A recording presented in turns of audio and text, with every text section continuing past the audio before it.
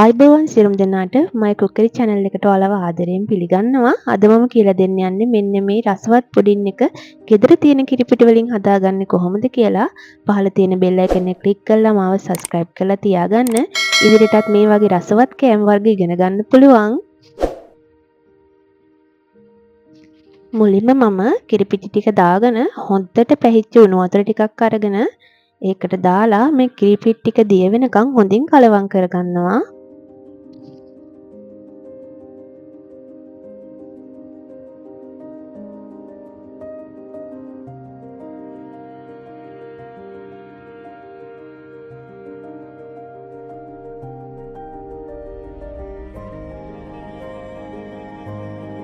කිරිපිටි ටික හොඳින් දිය වුණාට පස්සේ අපි මේක පැත්තකින් තියන්න ඕන නිවෙනකන්.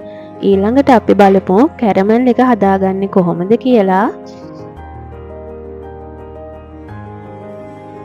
ඊළඟට මම මේ විදිහට භාජනයක් ලිපේ තියලා ඒකට වතුර තේහෙනි 4ක් දාගෙන සීනි ටික එකතු කරගන්නවා.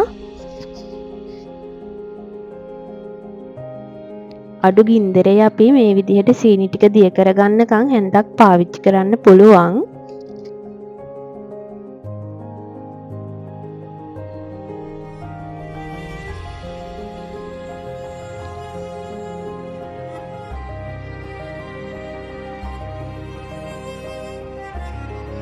මෙන්න මේ පදමට එද්දී අපි හැන්ද අයින් කරලා අතින් තමයි කරකවා ගනිමින් කැරමල් එක හදාගන්න ඕනේ.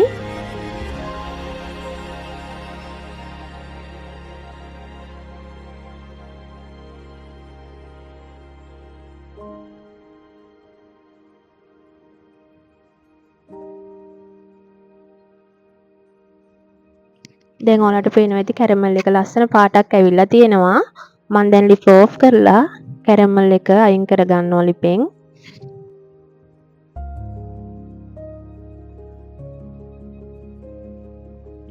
ඊළඟට මම කැරමල් එක පුඩින් එක හදන භාජනයට දාගන්නවා.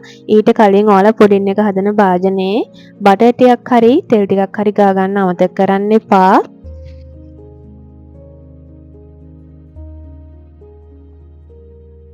දැන් මම කැරමල් එක නිවෙනකම් මේ භාජනය පැත්තකින් තියලා දැන් අපි යන්නේ පුඩින් එක හදාගන්න. පුඩින් එක හදද්දී අපි මුලින්ම බිත්තර ටිකයි සීනි ටිකයි එකතු කරලා බීට් කරගන්න ඕනේ. මම හැන්දකින් තමයි බීට් කරන්නේ. ඔයාලට මේක බ්ලෙන්ඩර් කරගන්නත් පුළුවන්. ගොඩක් වෙලා බ්ලෙන්ඩර් කරන්න එපා. පොඩි වෙලාවක් බ්ලෙන්ඩර් කරගන්න.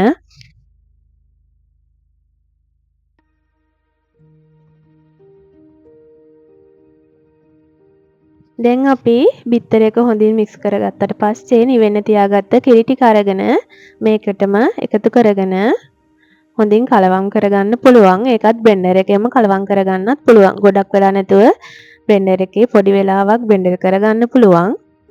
නැත්නම් මේ විදිහට හැන්දෙන් සාමාන්‍ය විදිහට කලවම් කරගන්නත් පුළුවන්.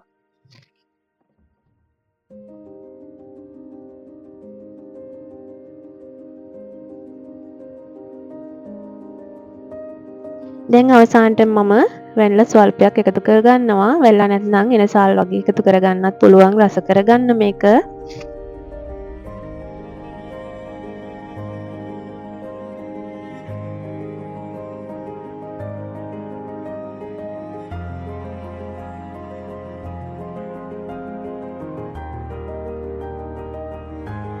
දැන් අපිට පුළුවන් හදාගත්ත පුඩින් එක මේ විදිහට කැරමල් එක දාගත්ත භාජනයට දාගන්න. පුඩින් එක දානකොට පුඩින් එක පෙරලා ගන්න අමතක කරන්න එපා. දැන් මම රයිස් කුකර් එකේ වාෂ්පෙන් ස්ටීම් කරගන්න යන්නේ. හොඳට පැහෙන වතුර තමයි මේ රයිස් කුකර් එක ඇතුලේ තියෙන්නේ. ඔයාලට පුළුවන් මේ පුඩින් එක කොයිල් පේපර් එකකින් වහගන්න.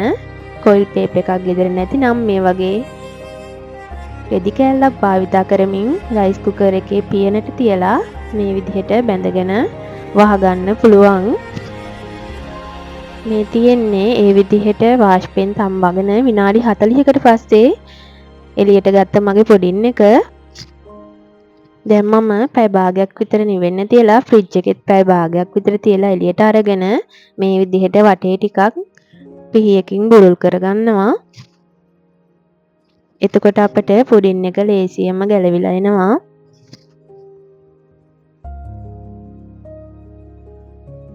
දැන් මම මේ විදිහට පිඟානක අනිත් පැත්ත තියලා පුඩින් එක එළියට ගන්නයි යන්නේ.